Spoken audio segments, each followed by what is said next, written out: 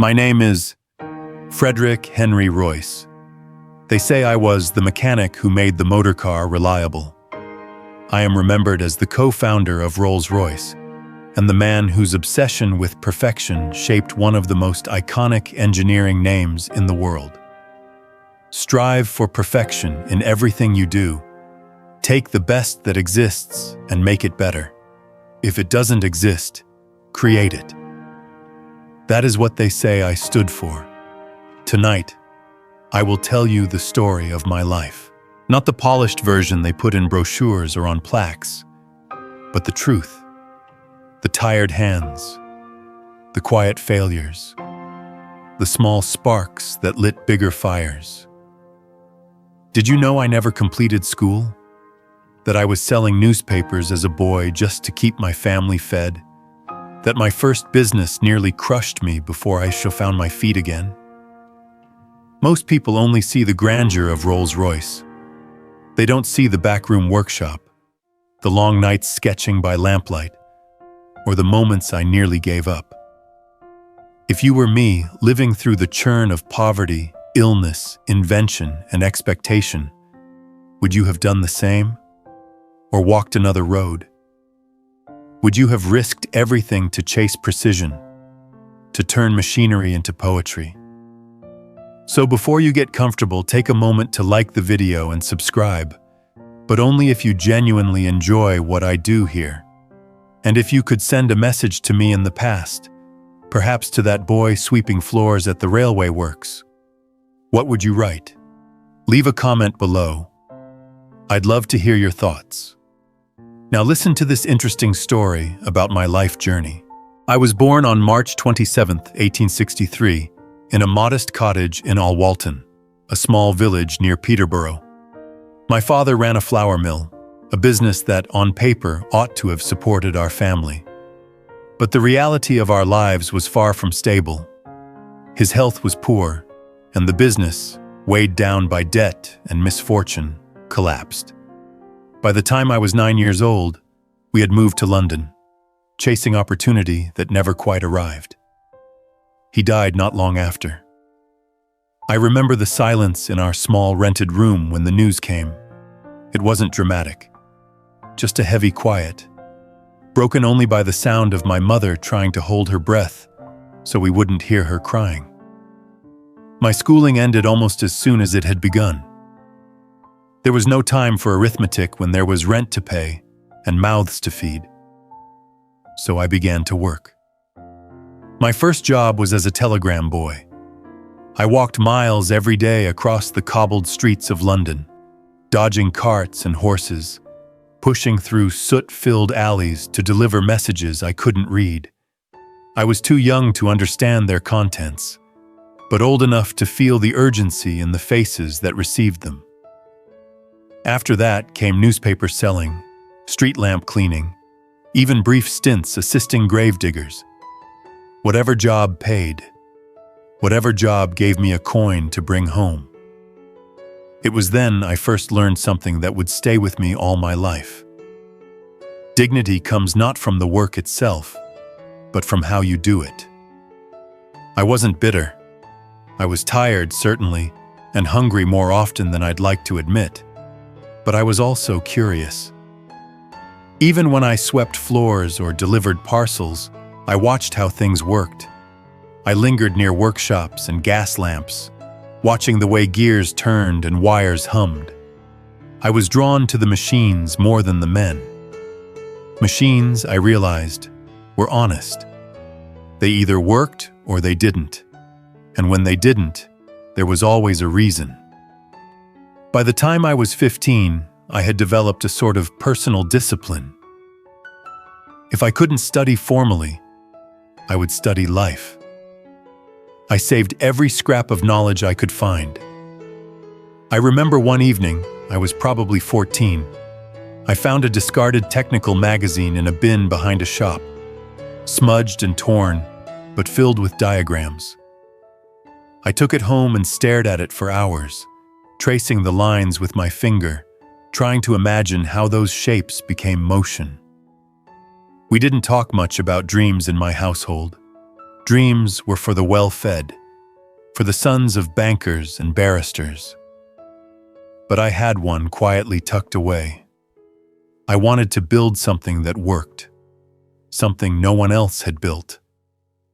Not for fame, just for proof that someone like me could make something better than what had come before. I wish I could tell you those years were romantic in their struggle. They weren't. They were gray, cold. I watched my mother wear the same threadbare shawl winter after winter, her hands red from scrubbing. I watched neighbors evicted, saw boys my age disappear into chimneys and mines. But I also learned resilience. I learned the value of silence, of humility, of listening, and eventually, of opportunity. Because one day, in 1878, that opportunity arrived, small and humble as ever. An apprenticeship opened at the Great Northern Railway workshops in Peterborough, a place where real engineers worked, where real machines lived. I didn't hesitate. I applied with all the force my 15-year-old heart could muster. They said yes. Now I ask you, if you were a boy born into nothing, given one sliver of hope, one path that might lead away from hunger and cold, would you take it? Even if it meant long hours, little pay, and no certainty? Would you bet everything on the whisper of a better future? Let me know. I wonder if your answer would match mine, because I took that chance, and that decision changed everything. The apprenticeship at Great Northern Railway was my first true step into the world of machines. It was a harsh place, loud, smoky, and relentless. The clang of metal, the hiss of steam, the bark of foremen echoing across the stone walls. It was overwhelming, yes, but to me, it was music. I was finally among the very things I had admired from the outside for years. I swept floors, carried coal, fetched tools. At first, the usual duties for someone of my age and station. But I watched, always watched, how the older men tightened bolts, how they measured tolerances, how they traced their fingers along the smooth edge of finished parts. I'd go home with the smell of oil in my clothes and soot behind my ears, and I'd dream not of escaping it, but of understanding it. And then I discovered electricity. It was still a new thing then, almost magical.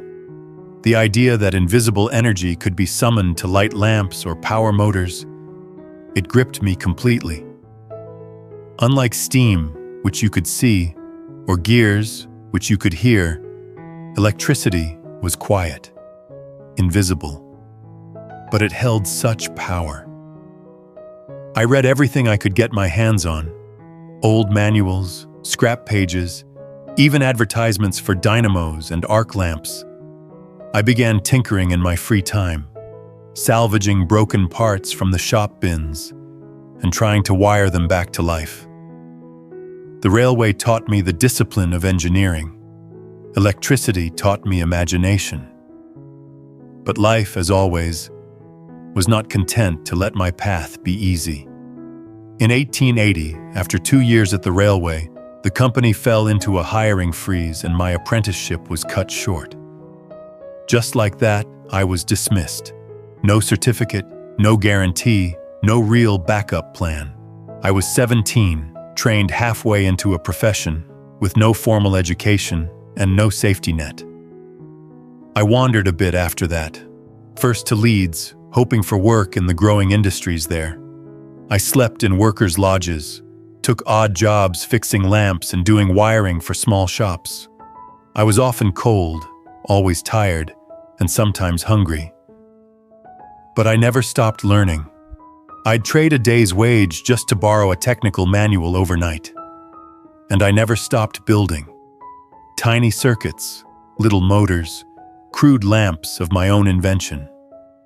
Some sparked to life, Others sparked and burned out, but I kept going. Eventually, I found my way to London. The city was vast and unforgiving, but full of opportunity if you knew where to look. I found part-time work with an electrical lighting company, fixing switches and setting up rudimentary systems in private homes. I'd walk for hours between jobs, often carrying everything I owned in a small leather bag. But I was content. Because every day I got to work with energy. Real, invisible, powerful energy. I wasn't just reading about it now, I was shaping it. Looking back, I think those years, hungry and solitary as they were perhaps the most important of my life. They taught me that skill and persistence were more valuable than credentials, that you didn't need letters after your name to be worth something in this world. You only needed precision, curiosity, and grit. It's a lesson I've carried all my life. Now let me ask you something. If you lost the only opportunity you thought would ever lift you out of poverty, if you had to start over, without money, without guidance, in a city that didn't know your name, would you keep going? Would you still believe you could build something that mattered? Leave me a comment below. I wonder if your fire would keep burning like mine did. Because what came next wasn't luck. It wasn't fate. It was effort. And a decision to never stop chasing the current. By 1882, I was 19 years old and tired of scraping by. Tired of working long days wiring lamps for someone else's profit. Tired of being clever for a pittance. So I did something foolish, or brave depending on how you look at it. I borrowed a small sum from an old employer and struck out on my own. I opened a tiny electrical fittings business in London, offering doorbells, lights, switches, simple things, really. But at the time, electricity was still a curiosity for most. People didn't fully trust it. They wanted the benefits, but feared the wires. The business limped along, and I struggled to keep it afloat. I had no experience managing money, no connections in the industry, and frankly, no sense of scale. I worked from dawn to well past midnight, crafting each fitting by hand and knocking on doors to make a sale. I believed effort alone would carry me, but life is rarely that kind. By 1884, the debts had piled too high. Materials cost more than I had calculated, customers delayed payments, and I had no reserves. The business collapsed. I shut the doors quietly one morning, tucked my tools into a canvas bag, and walked away. It was humiliating.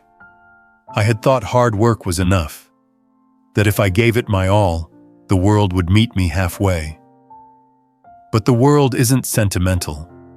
It doesn't reward effort. It rewards effectiveness. I was honest, but I wasn't ready. For a few weeks, I sulked. I wandered the streets of London like a man unstitched. It felt like a failure that would follow me forever. I thought, this is it. I've had my chance and I've wasted it. But then I remembered the one thing I still had. Skill. Not prestige, not money, but the ability to make something that worked. I knew circuits, wiring, resistance. I could take apart a motor and put it back together better than it had been. That couldn't be taken from me. Not by creditors, not by landlords, not even by time. So I found a kindred spirit, an old friend from my railway days named Ernest Claremont. He was calm where I was anxious, business-minded where I was creative. Together, we co-founded a new company, F.H. Royce & Co. This time we focused on electric fittings, yes, but with a clearer strategy. We built only what we could sell. We kept costs brutally lean. I slept in the workshop some nights to avoid paying for a room. It wasn't glamorous, but it worked. Little by little, contracts came in. Not many, but enough to build a reputation. We wired bakeries, churches, small shops. We sold light fittings to newly electrified homes in the better parts of town. And we delivered every time. My motto, even then, was simple. Whatever we make, it must not fail. We were cautious, disciplined. We reinvested every penny. It was not a roaring success, but it was steady. It was something we built brick by brick, with our hands and minds. There's something sacred in that kind of work. In rebuilding after collapse, you learn to let go of pride, to trust process over glory. You come to understand that failure isn't the end. It's the invitation to begin with more wisdom. Now I wonder, if your first dream crumbled beneath you, if the doors shut, the debts mounted, and the whispers of shame began to grow, would you try again? Would you start smaller, smarter, quieter? Or would you walk away for good? Let me know in the comments. I wonder what kind of builder you'd be. As for me, I kept building, and this time, the foundation held. Royce Limited began as a small operation. 2 men, a few tools, and the cautious hope that hard work might outrun hardship. But as the years passed, that modest workshop in Manchester became something far greater than I had dared to imagine. At first, we built electrical fittings, switches, lamp holders, bell sets. We made them meticulously. I handled the design and quality. Ernest Claremont managed the finances. We didn't chase trends. We delivered reliability. Every product that left our workshop bore my quiet promise. It will work. It will last. Customers noticed. They spoke of our honesty, our discipline. The business grew slowly, but with a steady pulse. Within a few years, we began expanding our scope, venturing into electric motors, then small cranes, dynamos, and overhead hoists. Each step was deliberate. Each new product, thoroughly tested. But as the business expanded, so did the strain. I was always hands-on. I believed in being present, in seeing every bolt, hearing every motor hum, feeling every vibration in the floor. I drove myself hard, often too hard. I had no formal training, no university lectures behind me, only observation and trial. And that made me cautious, obsessed even, with correctness. If something failed, I would not sleep until I knew why. Soon, I had over 200 men working under me. Royce Limited was no longer just a craftsman's workshop. It was an engineering company. And with that came new responsibilities, bigger orders, government inspections, export contracts. We had machines going to mines in South Africa, cranes lifting iron in London docks, and yet, I still walked the floor like a foreman, inspecting, correcting, refining. My methods were not always gentle. I demanded precision, and I made no apology for it. Some found me cold. Some whispered that I was too strict, too intense. But I wasn't cruel. I was focused. I had seen failure, and I knew what it cost. But even iron wears down. By the late 1890s, the long hours and constant stress began to take their toll. My health faltered.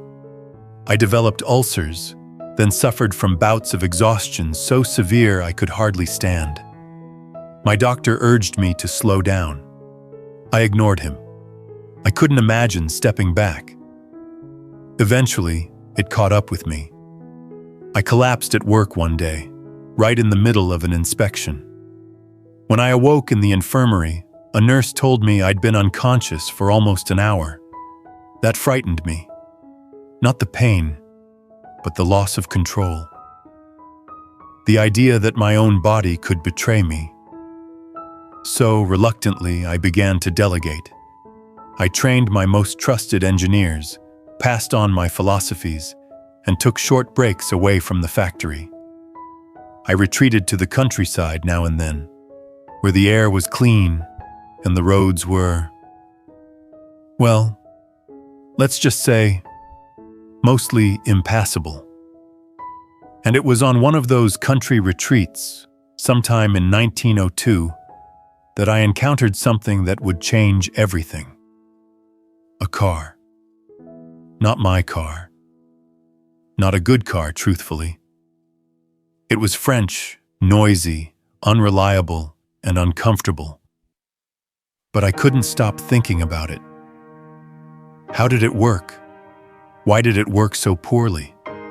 What if, just what if, I could build something better? That thought, that challenge, took root. And as I recovered in the quiet of the countryside, I began sketching. Engines, gearboxes, suspensions. I ordered parts. I studied every motor car I could find, not for driving, but for understanding. Because in every rattle and cough of that clumsy machine, I heard opportunity. Now let me ask you, if you had built something steady, something respected, something safe, would you abandon it for a dream? Would you risk your health, your company, your comfort, just to see if you could make a machine run better? Would you do it? Let me know in the comments. I wonder how many of you would chase that question the way I did. Because I did chase it, and what I found was a new road entirely. The first motor car I ever built was born not in a factory, but in a workshop behind my home in Cook Street, Hume. It wasn't elegant. It wasn't polished. But it was mine. Every bolt, every curve, every gear forged with purpose and care. And it all began in 1903 with nothing more than irritation. You see, that French car I mentioned earlier, it disappointed me deeply. It sputtered, it rattled, it struggled on the country roads. It felt more like an experiment than a product. And I remember thinking, if this is the best the world has to offer, then there's room, desperate room for improvement. So I rolled up my sleeves and decided I would build my own. Now let me be clear, I didn't know everything, but I knew machinery. I understood what made a motor hum and what caused it to choke. I had no great team, no grand budget, just myself, one assistant, and a relentless desire to create something that worked as it should. I began with a small twin-cylinder engine. Simple, but sturdy. The car's design was compact, intended not for grandeur, but for reliability. I built the frame light yet firm, focusing on balance and control. I didn't want brute force. I wanted finesse. I wanted a car that glided rather than lurched, one that responded like a well-tuned instrument, and every single part. I tested and retested. If the piston stuttered, I adjusted the tolerances. If the belt slipped, I recut the teeth. Day after day, I refined. Finally, in April 1904, it was ready. My first motor car, a quiet, confident machine with none of the shrieking chaos of its continental cousins. When I first drove it down the lane near my home, I remember the sound, or rather, the lack of it. No groaning gearbox, no oil-slicked misfires, just a smooth, steady hum and the roll of tires on dirt. That day I smiled, not out of pride but out of relief. It worked, not by chance but by effort. a machine that moved as I had imagined. But I knew something else, too. This car was good, but to succeed, it would need more than my hands. It would need backing, exposure, a partner who could take it beyond the workshop and into the world. That's when Henry Edmonds stepped in.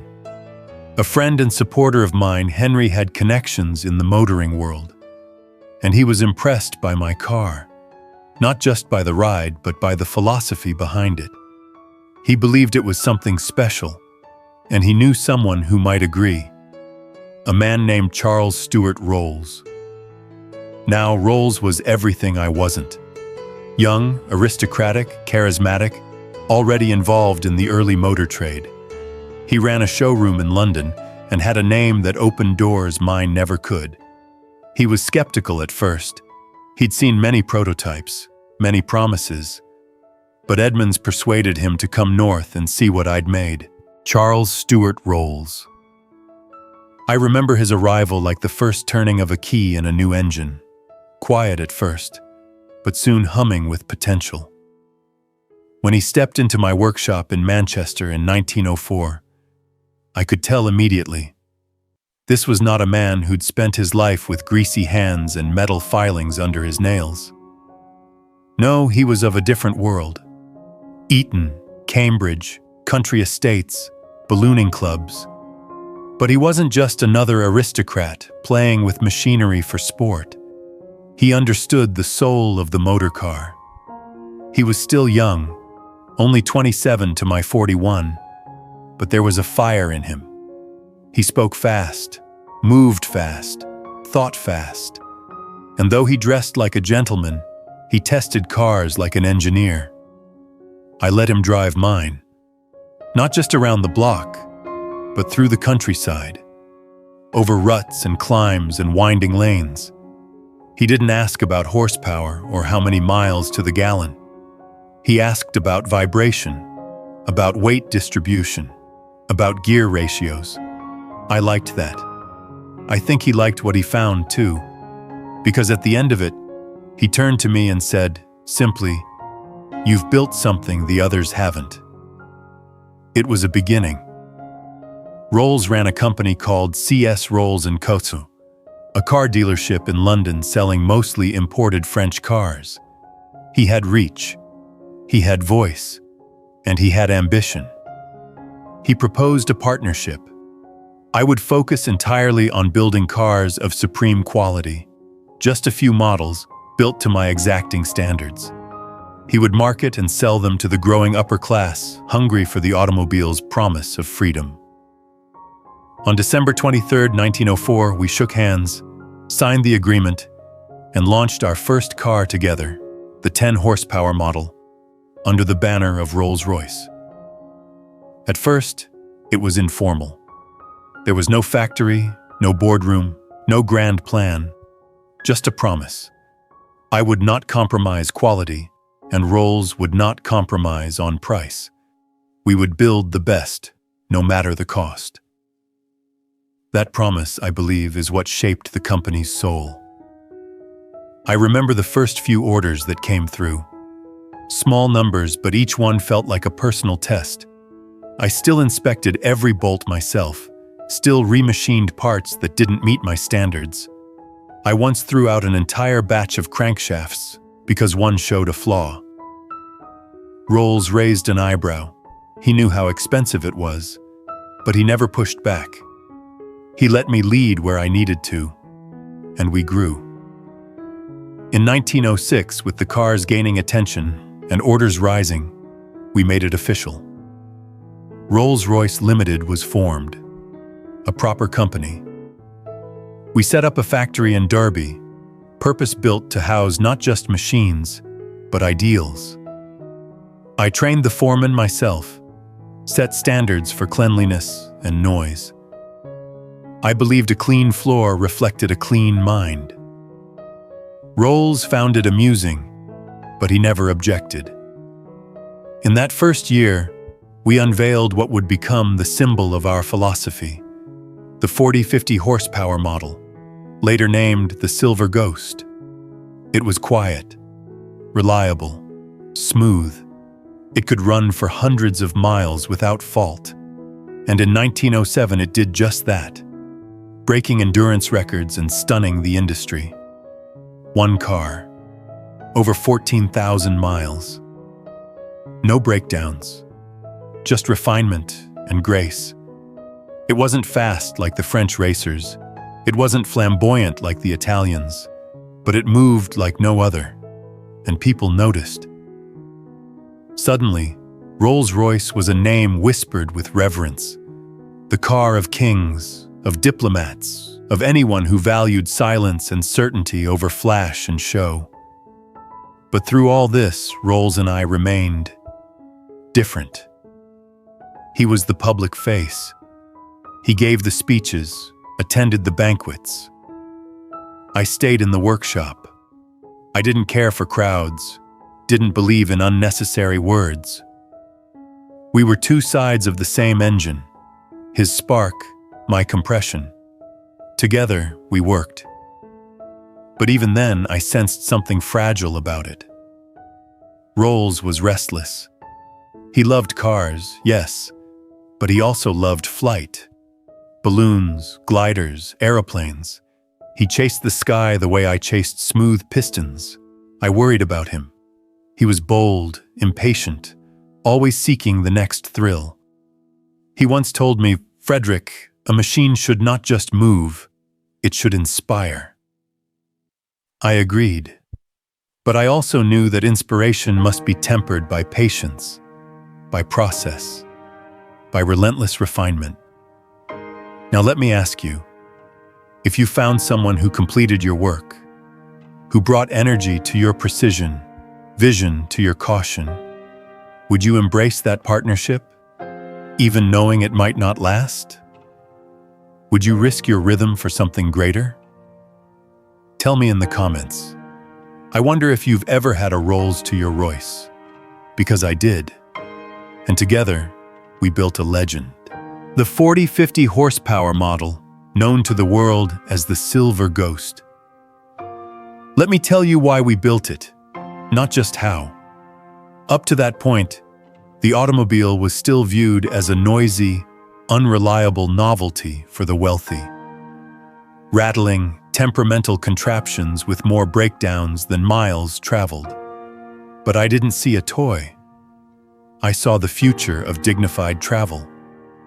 I believed that a motor car could glide as effortlessly as a sailing yacht, could be as trustworthy as a pocket watch, and as silent as a thought. So I began building a car that would prove just that. The specifications were clear in my mind. A 6-cylinder engine, crafted to reduce vibration and stress, meticulously machined crankshafts and camshafts, each balanced with a precision that bordered on obsessive. I designed the car so every bolt was accessible, every joint greased with care, and every part tested beyond ordinary standards. It wasn't the most powerful car. It wasn't the flashiest either. But it was, I dare say, the finest. Because it never failed. It just worked. Quietly. Gracefully. Consistently. Charles Rolls was initially skeptical about the name. "Silver Ghost," he said, "sounds like a painting." But when he heard the engine whisper to life, saw it float down the road, without fuss or clatter, he nodded and said, "Yes, a ghost it is." We put it to the test.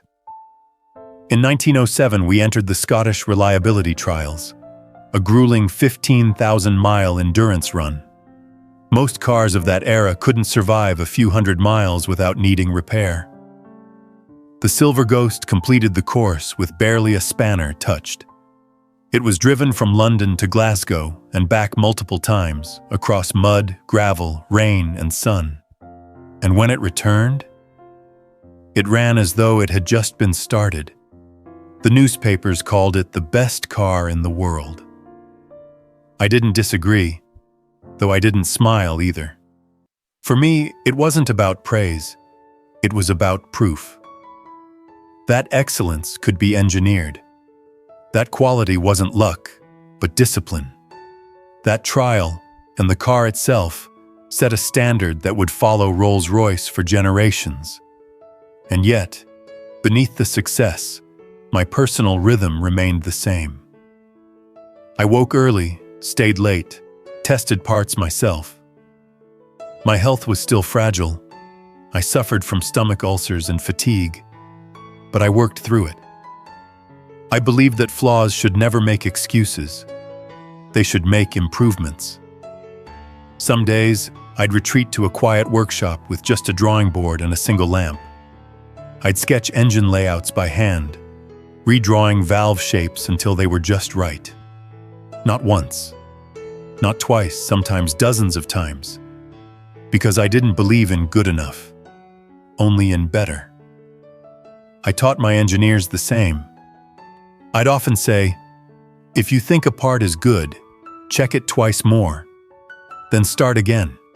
Some thought me too strict, some still do, but I wasn't building for praise. I was building for permanence. Charles Rolls would visit often in those years, though he was becoming increasingly distracted by the skies. He had taken to flying, balloons at first, then aeroplanes. His eyes sparkled when he spoke of the air, the freedom of it. I admired his courage, but I worried. I remember him telling me once, "You build cars that glide on roads.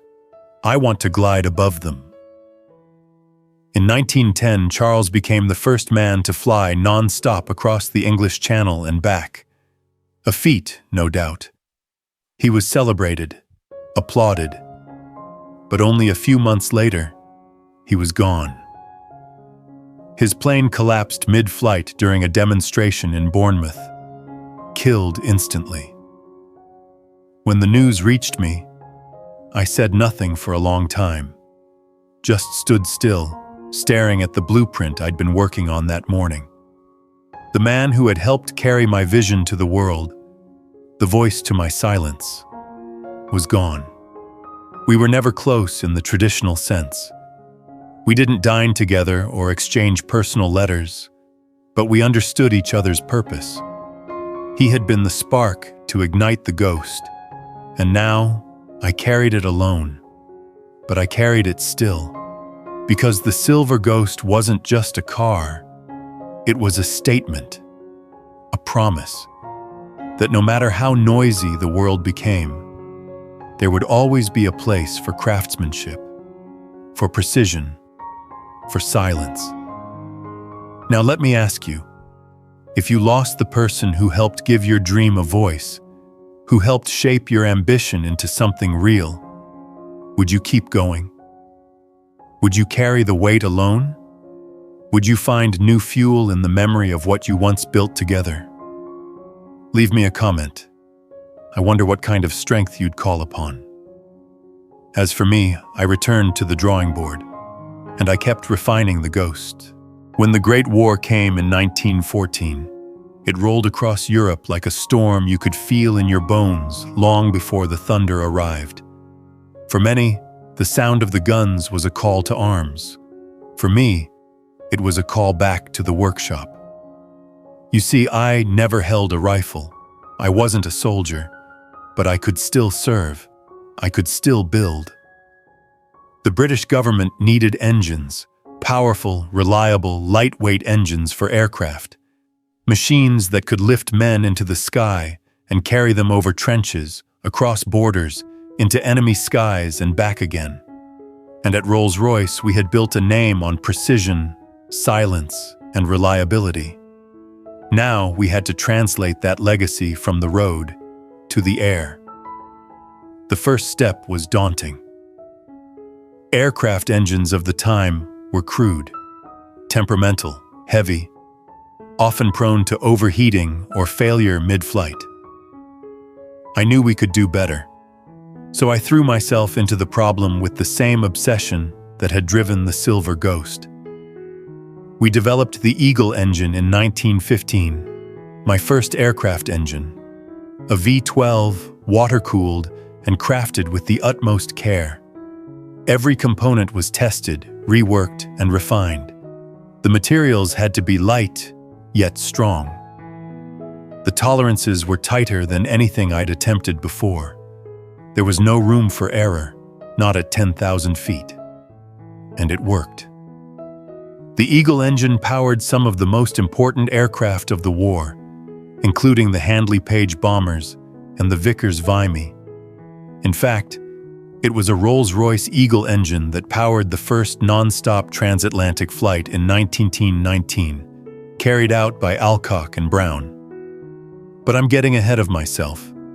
During the war, we didn't just make engines, we made standards. We pushed the idea that machinery could be dependable even under fire, even in the cold, thin air above the trenches. My staff worked around the clock, and so did I in my own way. My health by then was in serious decline. Stress, ulcers, exhaustion, they'd been companions of mine for years, but the war made them worse. I couldn't work in the factory every day, so I set up a workshop in my home in the south of France, in West Wittering, where the air was cleaner and my nerves could settle. But make no mistake, I was still working. Engines were shipped to me for inspection. Blueprints were couriered weekly. I reviewed test data by candlelight, scribbled notes in the margins, made corrections in bed.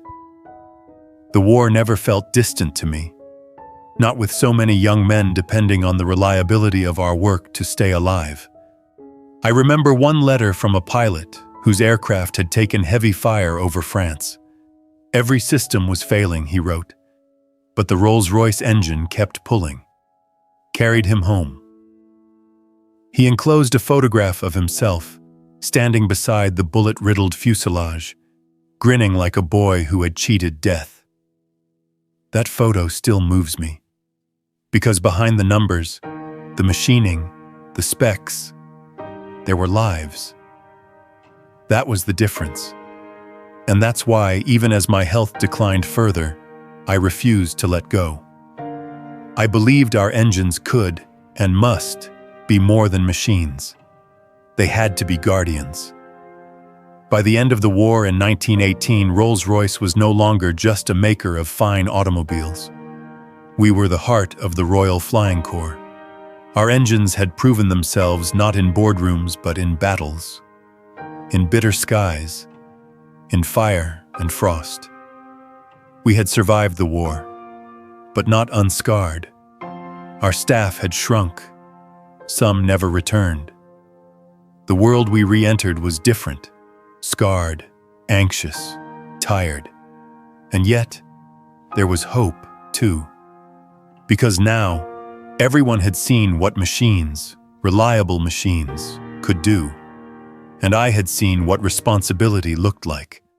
Now let me ask you, if your talent, your hands, your mind, your invention could save lives, but also risk being used in war, would you continue?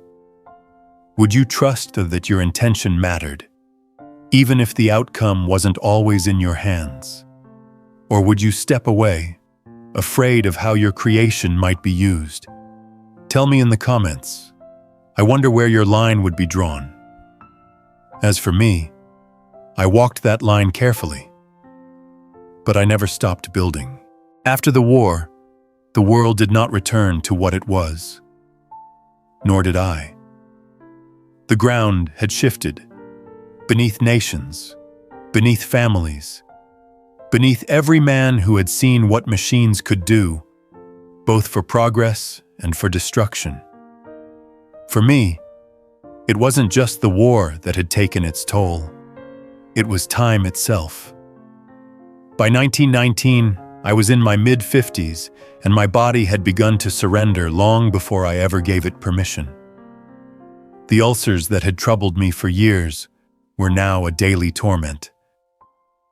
I suffered long spells of fatigue, and my appetite vanished for days at a time. Doctors told me I needed rest, but I've never believed in idleness.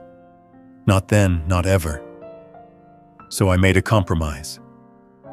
I moved away from the noise of Derby and retreated to the southern coast of England, to West Wittering. It was quiet there.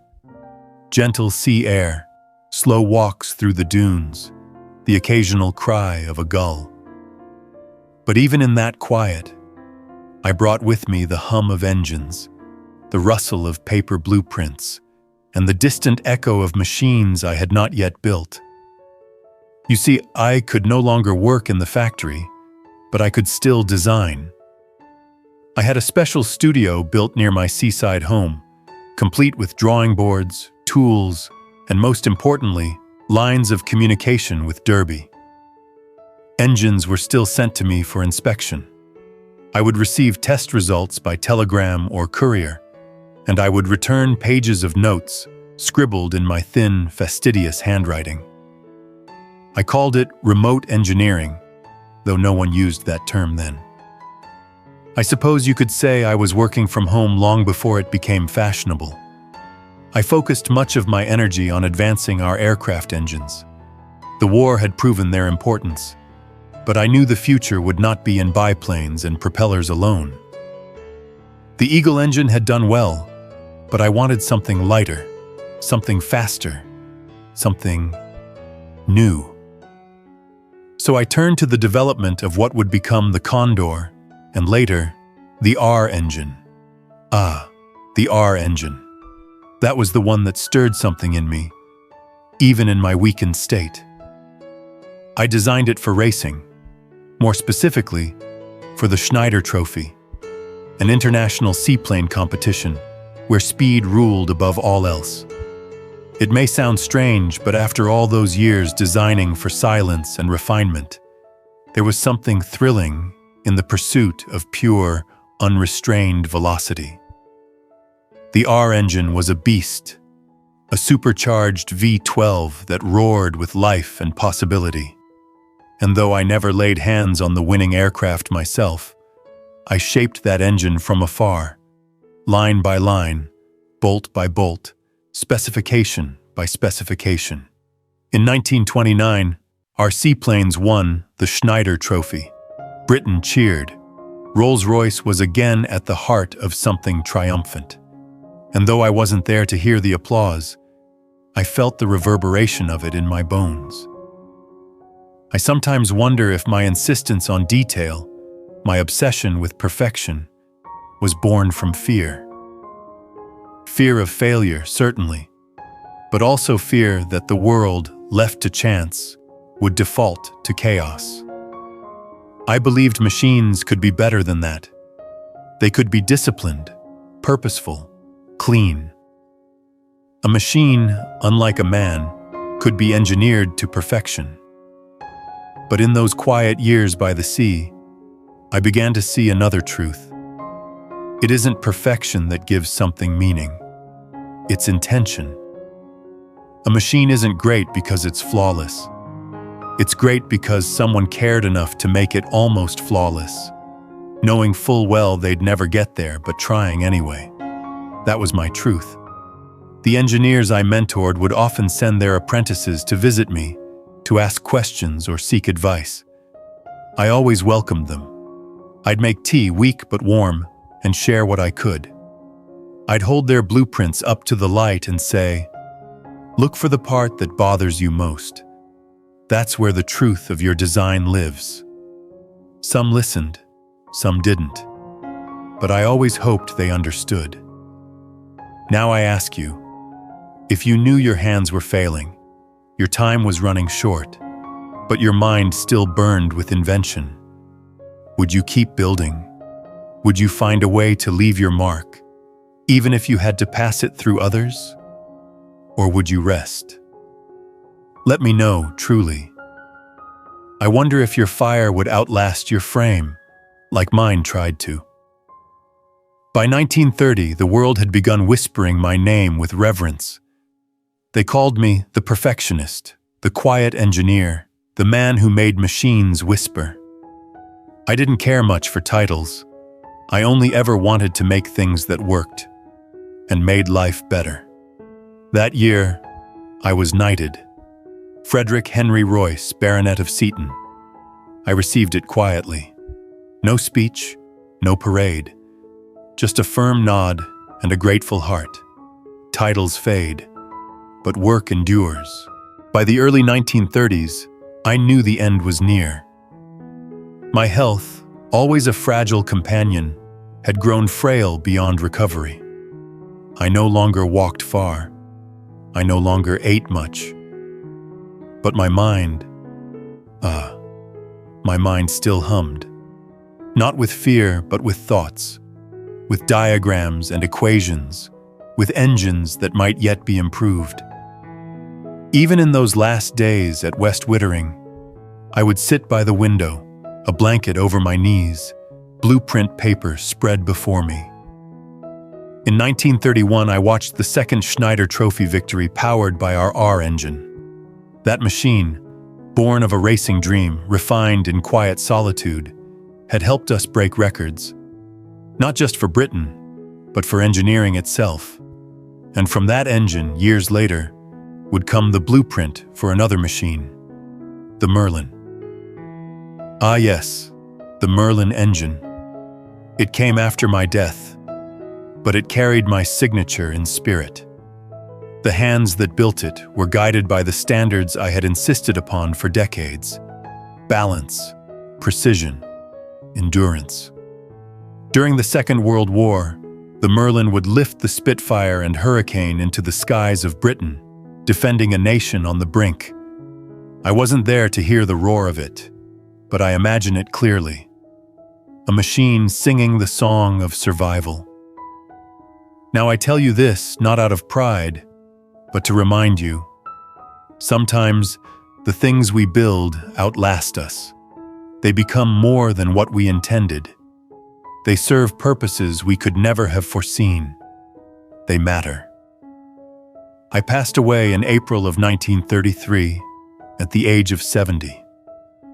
Quietly, in my home by the sea. There was no crowd, no press, just the hush of the surf, the scent of oil still faint on my fingertips, and the sense that perhaps, just perhaps, I had done what I was meant to do. After my passing, Rolls-Royce continued. It grew. It evolved. The company became more than a badge. It became a benchmark. The best car in the world, they still call it. And though Charles Rolls had left the world far earlier than I believe our spirits walk together through every quiet purr of a V12. Through every hour, a Royce-built engine runs without fault. And the cars? They remain not loud, but deliberate. Not flashy, but dignified. They carry heads of state, royalty, and people who understand that true craftsmanship isn't seen, it's felt. Let me ask you then, if your name lived on, not just in memory, but in motion, what would you want it to mean? Would you want to be remembered for power, for luxury, or for the care you took in each turn of the wrench, each sleepless night refining the line of a piston, each moment of humility before the laws of nature? Leave a comment. I wonder what your legacy would whisper. As for me, I'm not just remembered in steel and oil. I'm remembered in the silence between failures, in the hum of something working as it should, in the craftsman's quiet nod when the machine finally runs clean. My company would go on to produce jet engines, aerospace marvels, and cutting-edge technologies far beyond the reach of anything I touched. But the roots were always the same: integrity, exactitude, patience. I taught that to every apprentice who walked through our doors. And today, long after I've gone, Rolls-Royce still carries that standard. My descendants? No children of my own, but many I considered sons. My engineers, my apprentices, their apprentices. Each one carrying a little part of what I stood for. If you ever ride in a Rolls Royce, be it on wheels or wings, remember that it was born not of flash, but of persistence, not of fortune, but of discipline, and above all, not for applause, but for service. I was never a man of words, really, but tonight, I hope I've found a few that matter. If you've made it this far, you now know my journey. From a poor boy selling newspapers to a man whose engines flew across oceans and defended nations. Not a hero, not a celebrity, just Frederick Henry Royce, a builder, a listener, a man who believed that doing it right mattered more than doing it first. And now, one final whisper. Take your tools seriously. Treat your hands with honor. And whatever you build, let it speak well of you. So now, let's let the tools rest. Let the gears slow. Let the echo of pistons and precision drift into the stillness of this night. If you've been listening closely, if you've followed me through every shadowed workshop and sunlit test run, then you already understand the truth. It was never just about machines. It was about devotion, about standards so high they hurt to hold, about chasing silence in an age that adored noise, about believing, even in frailty, that one man's insistence on quality could ripple out into something much, much larger. My name was never meant to be a brand. It was meant to be a promise. And in the years since I left this world, I've watched from wherever I've gone. I've seen my name stitched into the seats of phantom limousines and stamped onto the turbines of high-altitude aircraft. But more than that, I've seen it whispered by craftsmen, engineers, and apprentices who never met me but still uphold the code. Do it right. Do it carefully. Do it as if your name will live in the sound it makes. And to my listeners tonight, tucked beneath your covers, your mind floating in that soft space between memory and dream, I want to speak not just to who you are, but to who you might become. Because you don't need a factory to build something meaningful. You don't need a title or a suit or a certificate. You need curiosity, resolve, and the quiet courage to take something broken and make it whole. Perhaps you've already begun. Maybe your descendants will remember your name one day, not for the size of your home or the weight of your purse, but for the care you took in every corner of your work. Maybe they'll whisper your values in the way they tighten a screw, check a circuit, or draw a blueprint at midnight. If they do, you've already won. The Royce name lives on not because I asked it to, but because others found something in it they could carry. Through generations, across disciplines, into the stars. And if you've heard my story tonight and found something inside it, some small shard of truth or inspiration, then my voice has done its job. You can sleep now. The machines are quiet. The drawings are rolled up. The hands are still. And somewhere far away, in a world of gentle silence, I am simply a man again. Just Frederick. Thank you for listening. Sweet dreams.